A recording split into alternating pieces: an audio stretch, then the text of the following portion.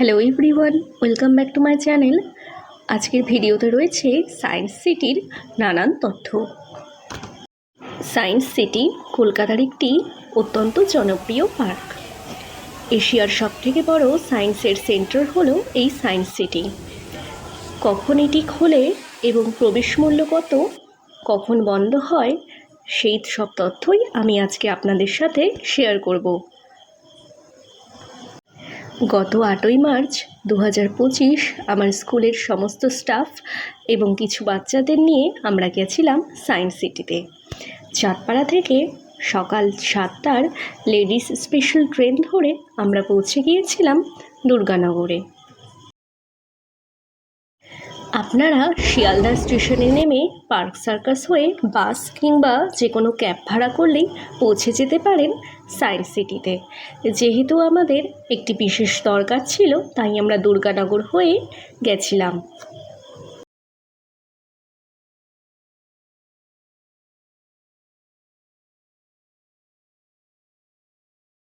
দুর্গানগর স্টেশনে নেমেই আমরা সবাই চা খেয়ে নিলাম। এরপরে আমরা অটোর জন্য লাইনে দাঁড়ালাম। এখান থেকে আমরা চলে যাব সোজা এয়ারপোর্টের উদ্দেশ্যে। মাথাপিছু 10 টাকার বিনিময়ে আমরা সবাই অটোয় উঠে পড়লাম।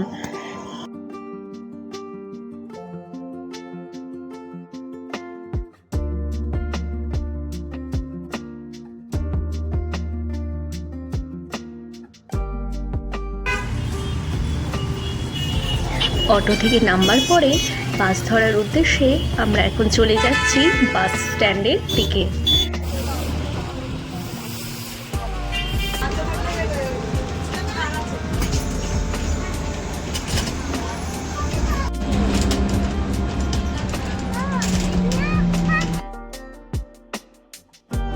বাস একদম সায়েন্স সিটির গেটের সামনে আমাদের সবাইকে নামিয়ে দিল।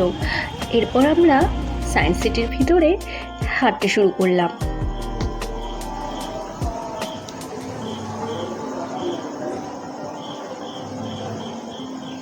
এখন আমরা এন্ট্রির জন্য টিকিট কাটবো। এখানে মাথাপিছু 70 রুপিস করে এন্ট্রি টিকিট পাওয়া যায়। এছাড়াও আপনারা কম্বো টিকিট পাবেন 330 টাকা মাথাপিছু।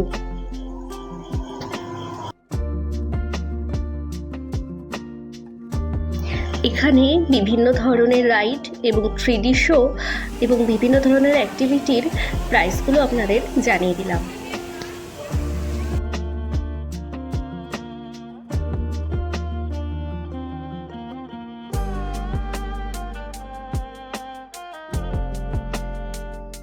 আমাদের এন্ট্রি হয়ে যাওয়ার পরে আমরা একটু এদিক ওদিক হাঁটা শুরু করলাম।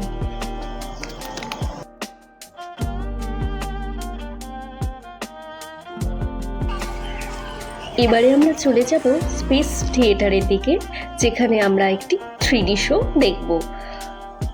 প্রায় 10 মিনিটের এই 3D শোটি বাচ্চাদের জন্য বেশ সুন্দর। এই টিকিটের মূল্য পার হেড 30 রুপিস। আমরা সবাই এবার লাইন দিয়ে দাঁড়িয়ে পড়লাম।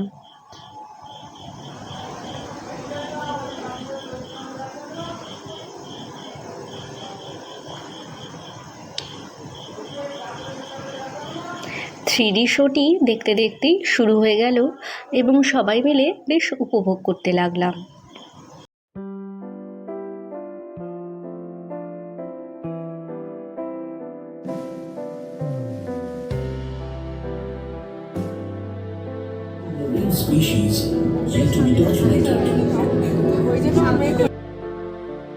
এরপর আমরা বাচ্চাদেরকে সায়েন্সের বিভিন্ন ইনস্ট্রুমেন্টের সাথে একটু পরিচয় করিয়ে দিচ্ছিলাম।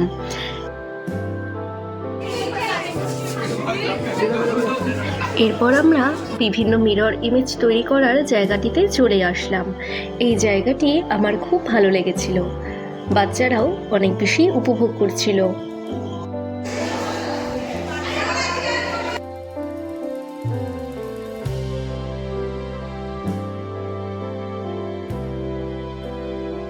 এরপরে আমরা স্পেস থিয়েটার থেকে বেরোনোর পরে সামনের বড় হল রুমটিতে চলে গেলাম।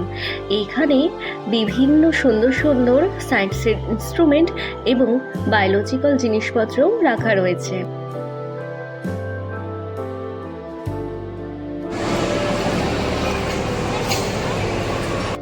এবার লিফটের মাধ্যমে আমরা সব থেকে উপরের বিল্ডিংয়ে পৌঁছে গেলাম। ওখান থেকেই আমরা হেঁটে হেঁটে এই 5তলা বিল্ডিংটি পরিদর্শন করব।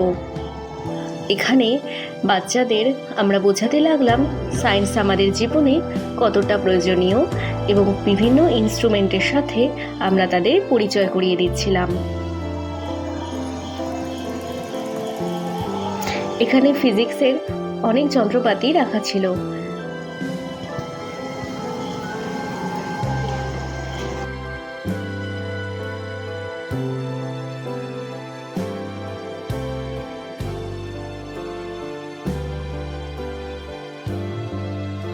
এখন আমরা যেখানে চলে এসেছি এখানে অ্যাকোয়ারিয়ামের মধ্যে বিভিন্ন প্রজাতির মাছ রয়েছে এবং সমুদ্রের তলার বিভিন্ন ধরনের অন্য ধরনের জীবও আমরা এখানে দেখতে পেয়েছি। এরপর আমরা একটু আইসক্রিম খেয়ে নিলাম, যেহেতু অনেকটা গরম লাগছিল।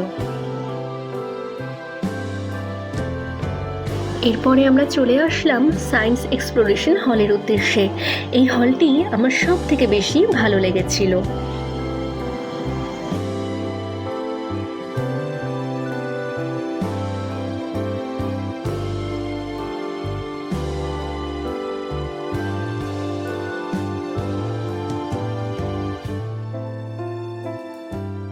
এই হলের মধ্যে প্রথমেই আমরা দেখতে পেয়েছি তুন্দ্রা অঞ্চলের মানুষেরা কিভাবে ইগলুর মধ্যে জীবনযাপন করে।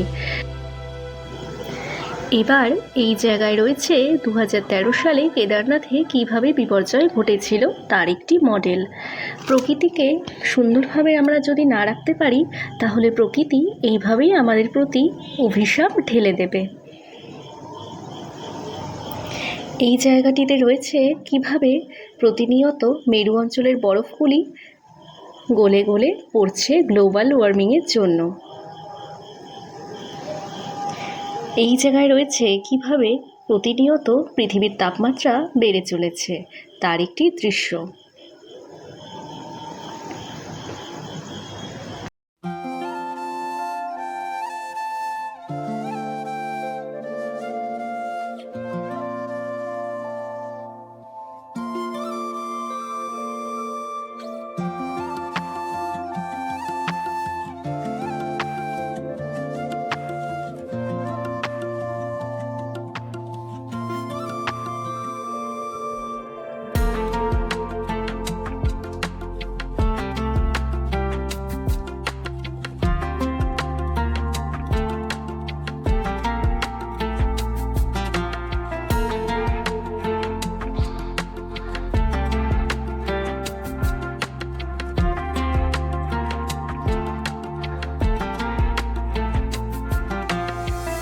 এরপর আমরা চলে এসেছি আর্থ এক্সপ্লোরেশন হলের উদ্দেশ্যে।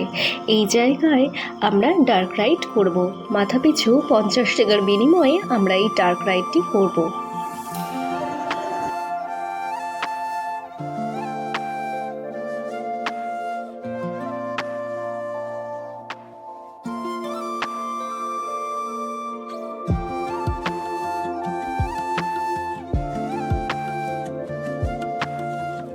প্রায় 1 ঘন্টা লাইনে দাঁড়ানোর পরে আমাদের ডার্ক রাইড শুরু হয়ে গেল। এখানে রয়েছে কিভাবে ডাইনোসর এবং তার উৎপত্তি এবং কিভাবে ডাইনোসরের বিলুপ্তি ঘটেছিল।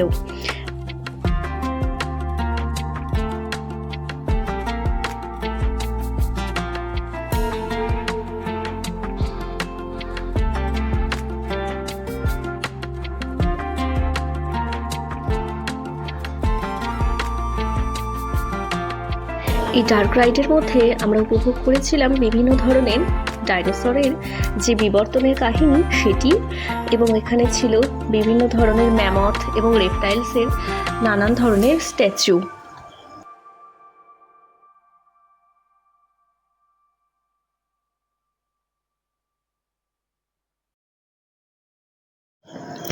শীতকালে আপনারা বাচ্চাদের নিয়ে অবশ্যই তাহলে এবার চলে আসুন সায়েন্স সিটি।